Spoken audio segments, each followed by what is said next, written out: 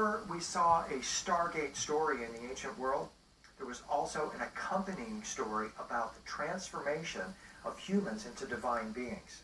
The Epic of Gilgamesh, for example, is a 2500 BC story that tells of the transformation of the Sumerian king Gilgamesh into a divine being, and his ability to access the stargates of the ancient Sumerian gods called the Anunnaki. He was able to cross over the boundary.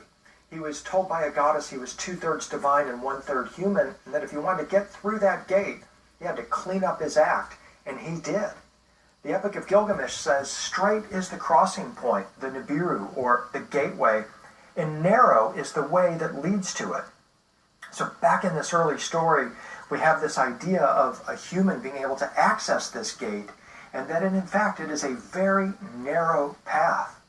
As I've said elsewhere, the story of the Epic of Gilgamesh is repeated 2,500 years later in the story of Jesus, who then becomes the perfected human and takes or shows a way for humanity to go through this very same gate, the same gate that Gilgamesh transgressed or transformed himself into a divine being, was able to access. Jesus used words almost identical to that of Gilgamesh, saying, enter through the narrow gate.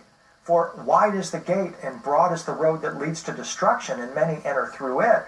But small is the gate and narrow the road that leads to life, and only a few find it. Did Jesus